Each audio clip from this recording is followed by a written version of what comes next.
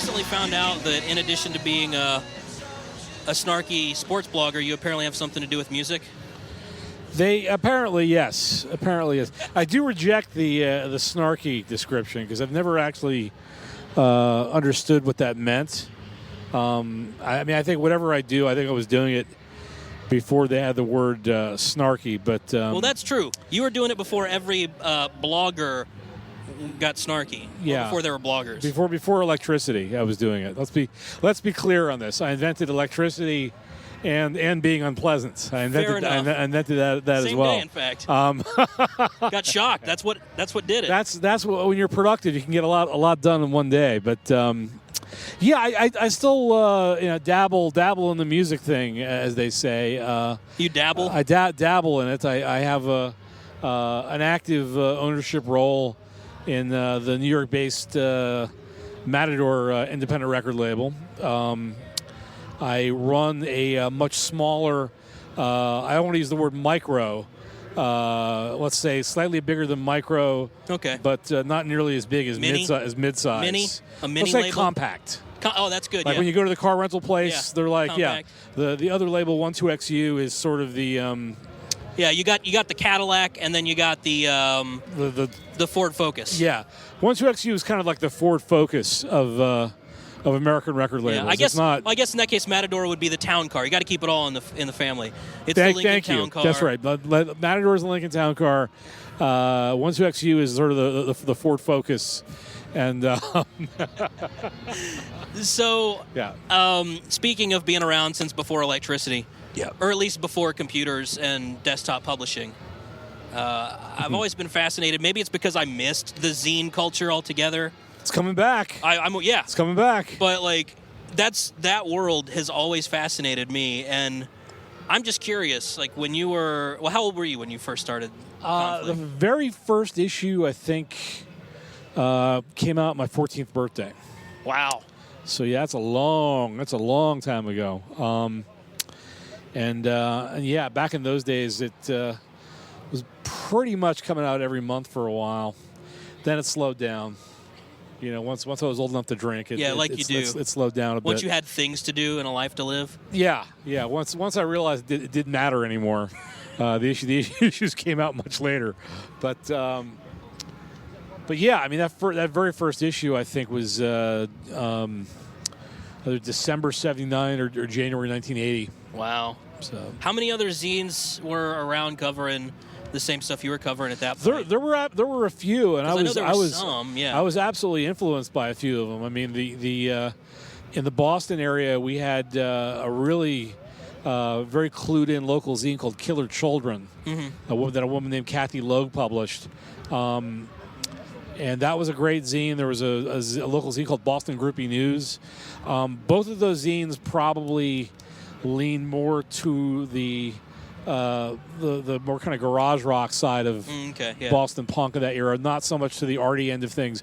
But that was still kind of emerging. Like the artier, weirder bands were still kind of in their infancy at that point. But I mean, you at Boston Groupie News would be writing about things like DMZ and the Real Kids and the Modern Lovers and the Thrills before they were called City Thrills, Lou Miami and the Cosmetics, Pastiche, Unnatural Acts, La Peste. That's how you learned about those bands, and for me, it was a huge eye opener because not only was it like, wow, where do these bands play? Like you don't hear them on the radio. Yeah. You know, well, there's this thing called college radio. Well, what the hell? You know, like wow, there's these radio stations that play these weird records you've never heard before, and also just the notion that you could publish something yourself, that you didn't have to wait for a writing assignment from an academic related, I mean, that you could just do this. Yeah. If you had the time and the inclination and the motivation, you could do it on your own. And access to a mimeograph machine. Yeah, and I mean, I remember using a school mimeograph machine. Okay, that's how it started. And getting busted for that. And then, where'd you move after that? To a local Xerox shop. Okay. And I mean, over the years, there's a pretty scary list of various Xerox shops, offset printers who were used. I mean, by the very end, I mean, and when I refer to the end, I mean the early '90s version of the zine. I was using like a semi-professional print house in Manhattan, who were making mass quantities of issues I would hopefully sell. But right, but that was also after you were like a music industry hotshot. Supposedly, yes. Supposedly. Supposedly. Okay. Yeah. Fair enough. Yeah. So you were doing the zine stuff, and then how did the Homestead Records thing factor into that? Was it because of the zine? The zine had a relationship to it. Out of the while doing the zine, I got the idea to do a compilation record with a bunch of Boston bands, a number of whom I was friends with or fans of, and these were not the bands that at that particular point in time were getting a lot of coverage in the Phoenix. A lot of those older zines I had mentioned had kind of fallen by the wayside. These were bands that kind of fell between the cracks. They were not straight ahead rock enough to get attention from the local media. They certainly weren't part of the local hardcore scene, which, for all of its tremendous merits, at that moment in time was kind of musically slightly one-dimensional. And I don't. Very diplomatic way to put it. Well, I mean, I'm a big fan of a lot of things that are very one-dimensional, so I don't mean that as a slag. No, I understand. There were a bunch of Boston bands I was a pretty big champion of. But also at that point too, being one-dimensional wasn't like it had. Hardcore bands hadn't been one-dimensional for 30 years. True, and the majority of those Boston hardcore bands I was a fan of. And some of them I even got along with. So it wasn't like a thing against them. It was just sort of like with things like Exclaim, they had a circuit that they created on their own. They had a whole creative environment that they created that they put together on their own. And I was kind of thinking, what about these weirder bands? What about bands that have girls in them? Yeah. It's a sad thing to think. Boy, does that sound condescending. I know. But no, it's like I mean, none of the Boston bands had girls in them. Yeah. I did a compilation record and a single with another Boston band that I was friends with, and in the process of getting distribution for the record, that's how I came into contact with the people at Dutch East India Trading, who had just started Homestead and coincidentally had just done a deal with one of the bands on the comp to put out Salem 66 on the new fledgling Homestead label. And the guy who ran Homestead at that time, a fellow named Sam Berger, he was previously a Boston resident. I knew him from his time at a local record shop, big music fan, a guitar player in the Way Outs. Really, really sharp guy. And he and I kind of became friends over the telephone and the mail and stuff. And when he explained to me, just really a couple of months into Homestead's existence, that he was going to leave the label, and he was interested in knowing, would you want to be interviewed for the job?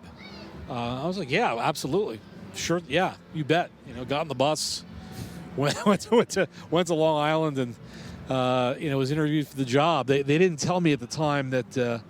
They had already offered it to 6 other people. But luckily, or perhaps unluckily for me, they all turned the job down. Whoa. So, That's some Chan Gailey getting the Buffalo Bills stuff there. Yeah, absolutely. I was absolutely the Terry Collins of that era. I was supposed to be a low paid functionary, what's the word, caretaker. Caretaker that hopefully over time the whole thing would just be forgotten. So, but that's not how it worked. I don't know. I mean, it depends on who you talk to. Maybe it has been forgotten. It was fun. I mean, putting out those records was fun. It was a weird time. I feel like that label accomplished a lot of really good things. Yeah. Unfortunately, on a business level, it was a complete and utter disaster. The folks who owned the company were not particularly supportive. Their ethics have been questioned in print over the years, and while some of that stuff is exaggerated, some of it is completely true. Yeah. The fact that any of it is completely true is not entirely pleasant. But that's why those bands moved to other better labels. Right. So, well, it's like I've talked to bands in the past who are like, yeah, and in the the early to mid '80s, we were like, man, we got to sign to Homestead. Yeah, I think at that point in time, people thought they should get signed to Homestead because they were pretty sure they could talk me into it. I was very easily intimidated in those days. Oh, is that what it is? Yeah, people just knew if they just put the screws to me, I would just fucking crumble. Absolutely, 3-album deal, sure, whatever you want. I think that was part of it. But their friends' bands were on Homestead. Other records they liked were on Homestead. I mean, at the time, I felt like no matter what the label did, it was always going to be in the shadow of Touch and Go and SST.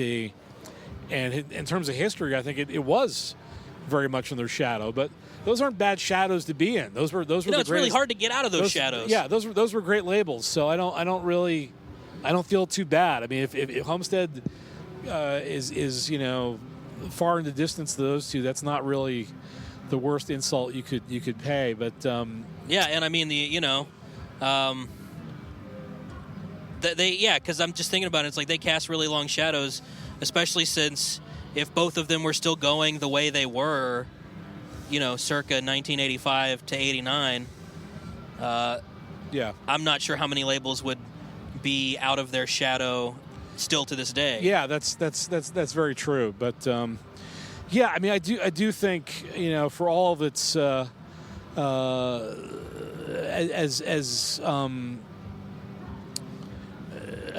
as musically unfocused as Homestead was, there were a lot of really good records on the label, and many of them, stood the test of time. And I think that's why people wanted to be on the label. It wasn't because the label was very good at promotion or marketing. We certainly didn't pay bands a lot of money up front.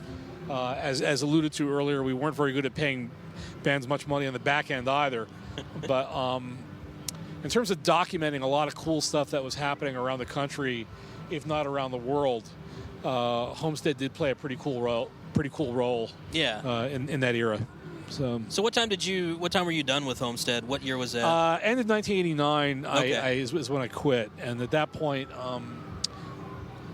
Craig Marks, who was running the label with me at that point, he had announced his decision to leave the company for job editing CMJ. And I think at that point I was pretty certain that not only was Barry, the owner, not going to hire a replacement for Craig, but he would be probably just as happy to wind the whole thing up. Okay. Which, surprisingly, he didn't do. So Craig and I resigned the same day, and Barry did not try to talk us out of it, which should give you a little idea of the high esteem one or both of us were held in. Oh, really? You're leaving? What a shame. Too bad. Here's a cardboard box. Put all your shit in it. It's better than making you get your own cardboard box. Yeah, that's true. I guess. That's true. No, I mean, whatever. Barry was under no obligation to, keep anybody employed. So off we went. Craig went off to CMJ. I went home. I worked some temp jobs for a while. And while all that stuff was happening, I was also helping out Chris Lombardi, who just started Matador at the time. And I was helping him with some contract stuff.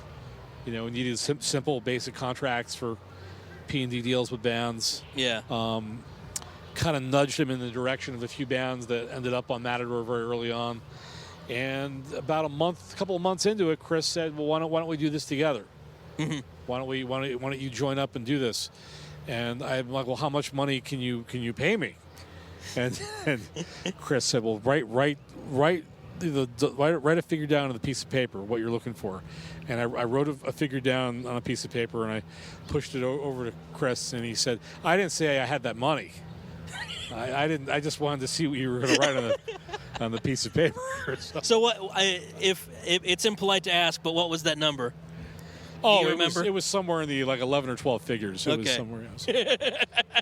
Yeah, of course. You need at least $45 million a year to do that. Absolutely. I get it. Or $250 a week. Yeah, one or the other. Whichever's lower. Let me do the math on that. I'll get back to you. I'm not entirely sure which one. So that was a pretty relatively seamless transition in that sense then. I don't know if it was seamless, but the thing that was great about it in the early days of Matador, keep in mind we didn't really have a staff to speak of at that point. Right. Was that although we didn't have much in the way of resources at the time, we were actually putting more money into those records than Homestead was at the same time. Mm-hmm. I mean, we were spending more money on packaging, spending more money on recording, spending more money on advertising than Homestead was. So immediately it felt like an upgrade to a lot of the bands. And it was a supportive environment. I mean, although it wasn't a big company, Homestead wasn't a big company. Right. Homestead was always one guy or two guys over and over and over again. And the fact that Matador was at least owned by people that didn't hate the bands and weren't looking to screw them or ignore them until eternity, that made a big difference as well. The fact that the bands knew that if they worked with us, they were working with people who were fans of theirs and cared about them and respected their point of view. And I mean, the early contracts, I think, reflected that. The contracts were very, I don't even want to say artist friendly, because that suggests that you should have any other kind of contract. Right. But I mean, the contracts not only were extremely limited in what Matador's rights were to those sound recordings, but they also specified what Matador's responsibilities were. Yeah. Not just what the artist's responsibilities were, but what we had to do in order to keep those records. And that's not always a common thing. No, it's not. In record labels. It's not. It certainly isn't a common thing today. Yeah, even less so today. Because I don't think we have contracts like that now. We learned the hard way. All those sweetheart deals. So between the time when Homestead was over and you came on at Matador, did you think I'm going to continue doing stuff in the music industry, or was there a moment? I'm not sure I thought of it in terms of the music industry. I mean, at that point, for whether I liked being called it or not, at that point I was a quote unquote music business veteran. I think I felt like an outsider then. I think I feel like an outsider now, as pretentious as that sounds. The only thing I was sure of is that on some way, shape, or form, I was going to continue to be involved with making records, putting on shows, writing about music, doing whatever crap I do. Yeah. I was going to keep doing that because I cared about it, and it was still fun. And to be frank, it's the only skill set I have. So it was either just keep releasing zines and have a compact record label, or that's it. There's no or. Well, I mean, the or is you also have a day job that you don't particularly like. Right, but that's not an or. That's an and. Yeah, you're right. You're correct. You're right. That is an and that's the and that to this day, most of the people I love and respect are still dealing with. Most of the people I know who are putting out good records are not doing it at the behest of Capitol Records or Atlantic Records, or the very benevolent and intelligent Martin Mills at Beggar's Banquet. They're doing it on their own. They're doing it with money from, delivering Chinese food and selling insurance, and mowing lawns and babysitting, and all kinds of other crap, and they're putting out great, amazing records, and even print zines. So that still exists. And it might not exist if it wasn't for you. No. That's very high praise, but I don't think my role has been nearly that crucial. And no, but you're a guy who put out a zine, and even if the old school zines aren't commemorated as much as maybe they should be in music, in the world of music, what you did after that made what you did then seem relevant and important to people, if that makes sense. I guess. I mean, I don't. It's not something I worry about a lot. It's right. It's absolutely flattering that anyone liked it then or anyone remembers it now. I'm pretty focused on is what's going to happen next. Yeah. What's the next thing we're doing? What's the next thing we're working on? And there's a lot of that. There's a big pile of that. I imagine these days especially it's even more what's next, because what's next is not just what record is next, but what on a larger horrible scale. Piece of technology that will enslave us. Yeah, we're definitely looking for the next piece of technology that will, if not enslave us, possibly enslave you and anyone listening to this. Yeah, I mean, I really I understand that we have to move forward. We're going to move forward as a civilization. We're going to move forward as a human race. But for fuck's sake, do we have to do it at the expense of things that are still fun and functional? Right. Like knowing how to read, like knowing how to have an opinion and a point of view.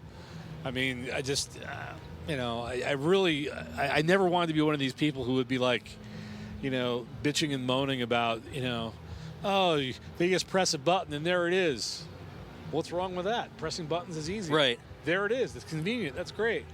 Well, there's another side to it. There's another side to that stuff. And I'm really, really glad that we still, we're still in a world where, people get stuck into these things for real. They're not just browsing. They're not just cutting and pasting in embed code and saying, that's it. No, I'm a music publisher. Yeah. It's like I do know. I'm really, really glad that, I'm glad that Dynamite Hemorrhage is publishing again. I'm glad that fucking Record Reviews, his new print issue is coming out. I'm glad that we have a record store here in this city that's, one of the best stores I've ever been to in my life. Yeah.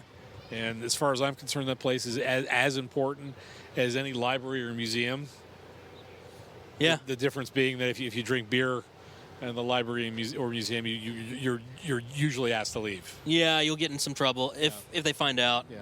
You don't have to keep it in a paper sack. Although I guess if you're drinking anything out of a paper sack in a museum, doesn't matter what it could be a goblet of champagne in a paper surely sack. In Europe there must be some there's cool museums where you can drink, right? I bet in Europe every museum you can get sloshed in. That's cool. But no, I think that's true, and there's something, and this is something I've said before in interviews with people and this is going to sound cheesy, but Ralph Waldo Emerson at one point talked about that in Self-Reliance. Like the idea is you never take a step forward or backward, you just take steps sideways. So the fact that all of this stuff comes so easy, means that it comes at the expense of people, like you said, being able to have an opinion or know how to write or use logic to figure out things, just things. But at the same time, I understand that we're in a new world, and a lot of people have grown up with these new technologies at their disposal. Yeah. And those folks are not wrong. They're not wrong, and I'm not right. It's not a thing where, because they found out about music in a way different than me, well, that's not a real experience. It's absolutely a real experience. I'm just, I'm just suggesting there are other ways that could make it even more fun. No, I get it. You can be more robust by embracing both what is tangible and real and tactile, and also where technology is going. I guess that's a thing that people sometimes forget, and it's upsetting to me. I think so. Then I feel like I'm much older than I am. I just don't ever want us to be in a position where we look at all this stuff happening in the tech world and we say, well, that's it. That's the new God. Yeah. However that stuff shakes out, I've got to follow it. I got to do it. That's the new world. I don't want to get left behind. Fuck that. It's up to you. Everyone's got. At least I hope everybody still has free will. Right. Everybody still has the power to decide for themselves. No, I'd rather do this instead. That's the real power of the marketplace. Yeah. Not we put somebody else out of business because we bought their company and now they're gone. The real power of the marketplace is everybody deciding for themselves what they actually like. Right. I mean, is it? I'm assuming it's frustrating, but does it ever feel discouraging when you see other labels or other music people in the business side of it falling victim to that and saying, "Oh, here's obviously the next big thing"? Well, I don't know. I mean, I don't want to get into naming names, but there was a fellow.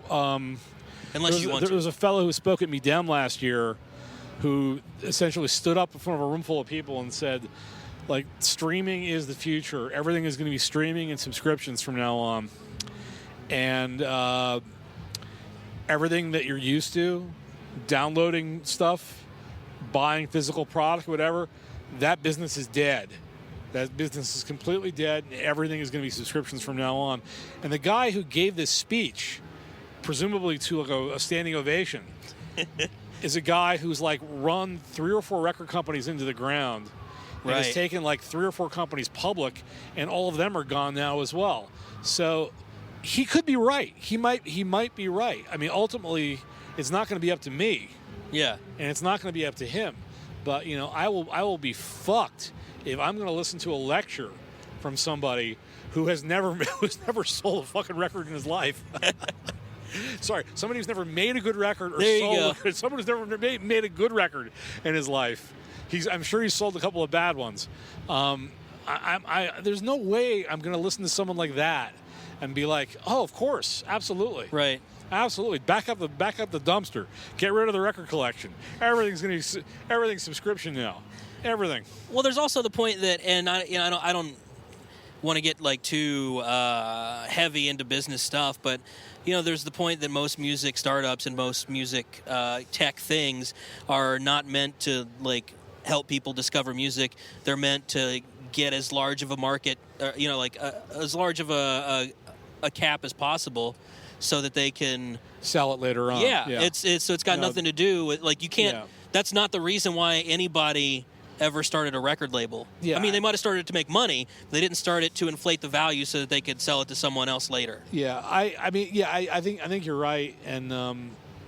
I mean, people throw a lot of cliches around these days, like game changer, blah blah blah, and I'm still naive and goofy enough to think that the game changer is when you hear a record that fucking blows your mind, and you're like, you know what, everything I thought I knew before is wrong, and now it's time to start over. And I mean, I think those are the game changers. Those are the when you see someone play for the first time that you haven't seen before, and you're like, holy shit, what just happened here? I can't even describe it.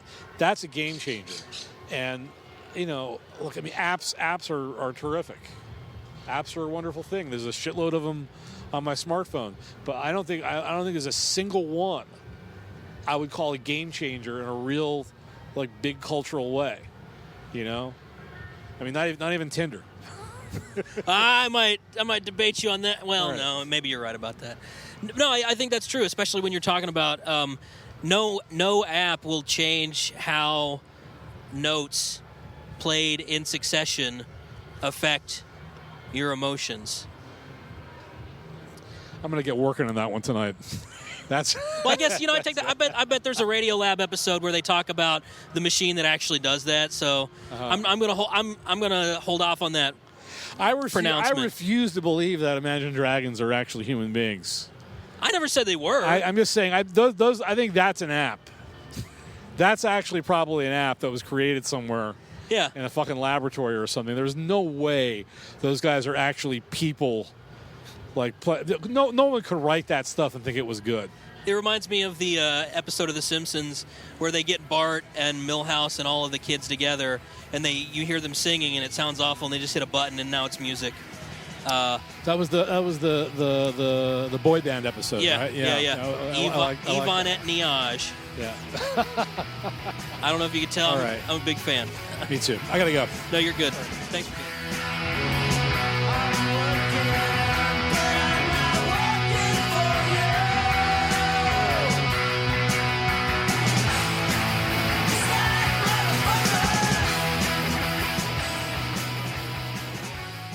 It's after dark.